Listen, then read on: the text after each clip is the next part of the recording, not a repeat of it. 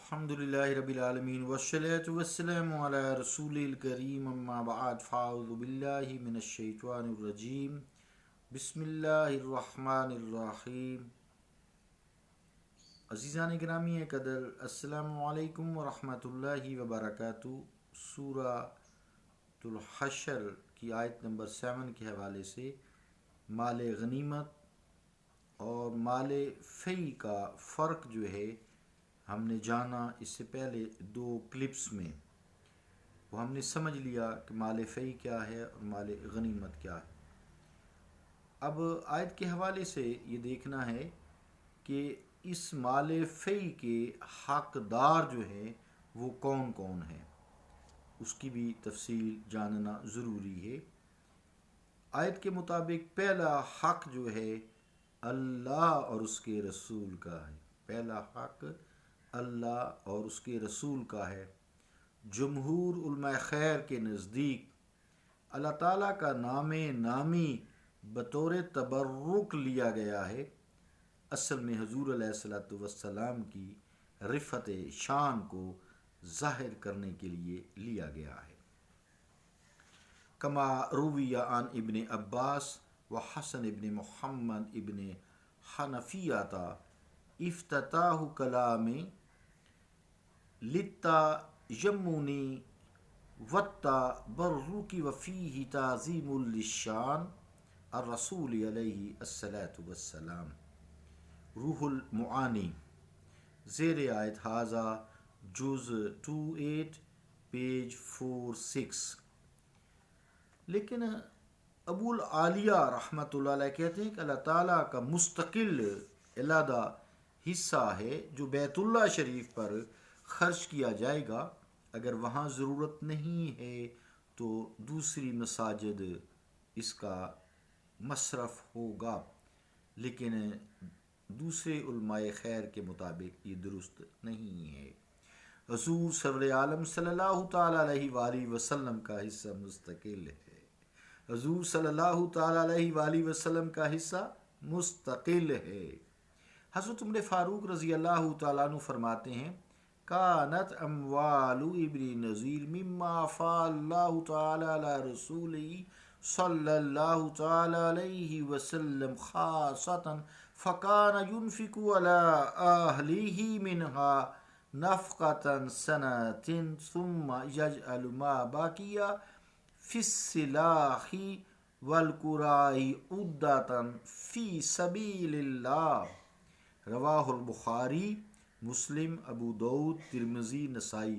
روح المعانی زیر آیت ھذا جز 28 پیج 44۔ عزیزان گرامی قدر، یعنی بنی نذیر کے جو اموال بغیر جنگ کے یعنی لشکر کشی کے اللہ تعالیٰ نے اپنے رسول کریم صلی اللہ تعالیٰ علیہ وآلہ وسلم کو عطا فرمائے تھے، پس حضور علیہ الصلوۃ والسلام کے لیے وہ مخصوص تھے۔ حضور علیہ الصلوۃ والسلام اس کی آمدنی سے اپنے اہل و عیال کے لیے ایک سال کا خرچہ رکھ لیتے، بقیہ آمدنی جہاد کے لیے اسلحہ وغیرہ جہاد کی تیاری کے لیے فراہمی کرتے اور اس کے لیے خرچ کرتے۔ ایک سال کے لیے اپنے اہل و عیال کے لیے، باقی سارا مال جہاد کے لیے آپ عطا فرما دیتے۔ حضور علیہ الصلوۃ والسلام کے اس دار فانی سے رخصت کے بعد اس جو حصہ ہے مال فی کا، اس کے پھر 2 قول ہیں۔ امام شافعی رحمۃ اللہ علیہ فرماتے ہیں کہ حضور علیہ الصلوۃ والسلام کا جو خلیفہ ہوگا یہ حصہ اسے ملے گا، کیونکہ حضور علیہ الصلوۃ والسلام کو یہ حصہ بحیثیت ایک امام اور حاکم کے ملا کرتا تھا، تو بحیثیت رسول کے نہیں۔ لیکن دلیل ہے نا کہ بحیثیت حاکم اور امام کی حیثیت سے ملا کرتا تھا، بحیثیت رسول نہیں، یعنی رسالت کے لیے یہ مال نہیں، کیونکہ اس کا جو اجر ہے اس میں شبہ ظاہر ہوتا ہے۔ یعنی وہ ہے نا وما جو آیت کا ہے کہ انی لکم رسول امین، کہ بے شک میں قرآن ہے یہ انی لکم رسول امین، میں تمہاری طرف رسول امین بنا کر بھیجا گیا ہوں، فاتقوا اللہ واطیعون، پس اسی سے ڈرو، میری اطاعت کرو۔ وما اسألکم علیہ اجر، میں تم سے کوئی اجر نہیں مانگتا، ان اجریہ الا علی رب العالمین، پھر اجر تو اللہ پروردگار کے پاس ہے۔ عزیزان گرامی قدر، جمہور علماء کا پھر یہ جو قول ہے کہ یہ حدیث یا یہ حصہ بیت المال میں داخل ہوگا، یعنی آپ صلی اللہ تعالی علیہ وآلہ وسلم کے بعد یہ حصہ بیت المال کا حصہ ہے۔ حاکم وقت بیت المال میں اس کو جمع کروانے کے احکامات جاری کرے گا تاکہ اسے حضور علیہ الصلوۃ والسلام کے مشن کی تکمیل کے لیے خرچ کیا جائے۔ علماء شافعیہ میں سے اکثر کی بھی یہی رائے ہے۔ دوسرے حقدار جو ہیں حضور علیہ الصلوۃ والسلام کے رشتہ دار ہیں، اہل بیت، جو تا قیامت تک آتے رہیں گے۔ سورہ الاحزاب کی آیت کے مطابق انما یرید اللہ لیذھب عنکم الرجس اہل البیت ویطہرکم تطہیرا، اس آیت کے حوالے سے آپ کے اہل بیت تا قیامت تک آئیں گے۔ حاکم وقت کو چاہیے کہ اہل بیت کا خاص خیال رکھے، ان کے وظائف مقرر کرے، ان کی زندگی گزارنے کے لیے زیادہ سے زیادہ انہیں آسائشیں فراہم کرے۔ یہ حاکم وقت کی ڈیوٹی ہے، بیت المال سے ان کا سارا یہ سسٹم کرے۔ ان سے مراد پھر جو آپ کے اہل بیت ہیں، رشتہ دار ہیں، وہ بنی ہاشم اور بنی مطلب ہیں۔ عبد شمس اور نوفل کی اولاد اگرچہ رشتہ دار میں برابر ہیں، لیکن حضور علیہ الصلوۃ والسلام نے فرمایا نحن و بنو مطلب شیء واحد وشبک بین اصابعہ، یعنی ہم بنو ہاشم اور بنی مطلب ایک شے ہیں۔ پھر حضور علیہ الصلوۃ والسلام نے اپنی انگلیوں کو ایک دوسرے میں پیوست کر دیا، یعنی ہم ایک ہیں۔ کیونکہ اسلام اور جاہلیت دونوں زمانوں میں بنو مطلب بنو ہاشم کے ساتھ رہے، امام شافعی رحمۃ اللہ علیہ فرماتے ہیں پھر کہ بنو مطلب اور بنو ہاشم کے غنی اور فقیر، یہ فقیر نہیں ہے، یہ پروفیشن بکاری ہے، اہل بیت کسی کے آگے ہاتھ نہیں پھیلاتے، اہل بیت نہیں کسی کے آگے ہاتھ پھیلاتے۔ تو بنو ہاشم کے غنی یعنی بہت جو امیر لوگ ہیں، اور جو غریب ہیں، یا فقیر سے مراد جن کے پاس مال و دولت کی کمی ہے، مرد اور عورتیں، چھوٹے اور بڑے، سب ہی حقدار ہیں مال فی کے۔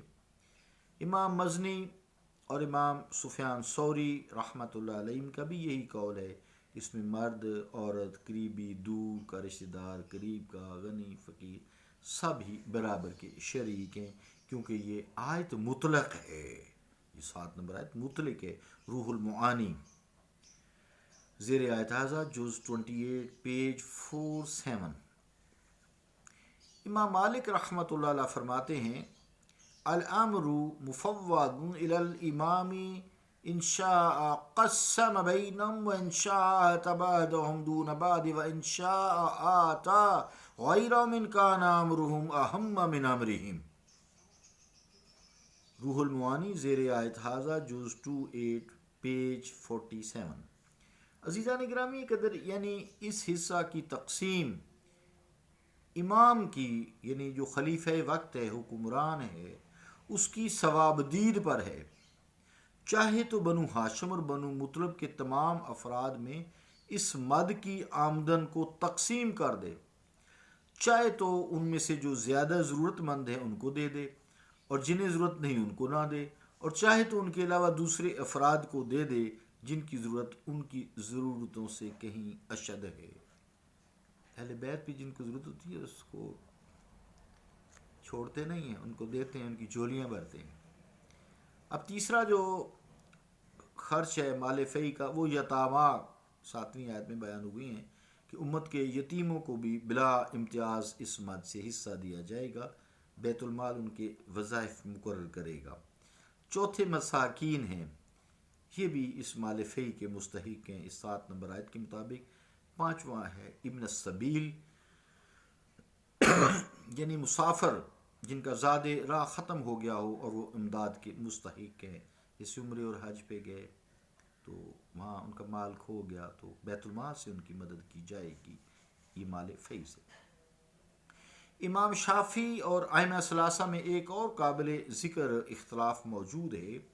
امام شافعی کے نزدیک اموال فی کو 5 حصوں میں تقسیم کیا جائے گا، 4 حصے خلیفہ وقت اپنی ثوابدید پر جو نیک لوگ ہیں، مسالے لوگ ہیں، جو اس کے کابینہ کہہ لیں اس پر خرچ کرے گا، یا دوسرے جو نیک لوگ ہیں اس کی ثوابدید پر ہے نا، اور پانچواں حصہ ان 5 حقداروں میں برابر تقسیم ہوگا۔ لیکن دیگر ائمہ کے نزدیک فی کا سارا مال مصالح مسلمین، یہ سب مسلمانوں میں تقسیم کیا جائے گا۔ حکومت وقت جہاں مناسب سمجھے اپنی ثوابدید کے مطابق خرچ کر سکتی ہے۔ حاکم وقت کی بڑی جو ہے، یہ ہم حدیثوں میں پڑھ رہے ہیں، بڑی اہمیت ہے، یہاں تک کہ یہ خود اگر فاسق فاجر بھی ہے تو اس کے خلاف کوئی احتجاج، کوئی دھرنے، کوئی جلسے جلوس توڑ پھوڑ لوگ نہیں کر سکتے، کیونکہ وہ اللہ تعالیٰ کا بھیجا ہوتا ہے۔ اگر وہ گناہ گار ہے تو اس کا حساب کتاب اس سے اللہ لے گا۔ پھر ہم نے حدیثوں میں یہ بھی پڑھا ہے کہ جس طرح کی قوم ہوتی ہے، اگر وہ اللہ تعالیٰ کی نافرمانی کرتے ہیں تو ظالم حکمران پہ اللہ مسلط کرتا ہے، اگر وہ اللہ تعالیٰ کی اطاعت کرتے ہیں تو ان پہ رحم دل جو رحمتیں برساتا ہے حکمران، وہ آ جاتا ہے، وہ اللہ تعالیٰ ان کے اوپر جو ہے حاکم بنا دیتا ہے۔ اس لیے ہمیں چاہیے کہ ہم خود اپنے آپ کو سنواریں، بجائے اس کے کہ بندے اکٹھے کیے اور بس آپ آگے سمجھتے ہیں، سارا جلوس نکالے، دھرنے دیے اور یہ کیا وہ کیا، توڑ پھوڑ کی، ملک میں بدام تھی، یہ ایسی باتیں نہیں ہیں۔ ہم حدیثوں میں ہمارا یہ چیپٹر چل رہا ہے، ہم پڑھ رہے ہیں۔ صلی اللہ تعالیٰ علی رسول خیر خلقہ محمد وعلی آلہ واصحابہ اجمعین برحمتک یا ارحم الراحمین۔ آیت کا اگلا حصہ میں یہ آخری ایک اور کلپ میں پیش کرتا ہوں۔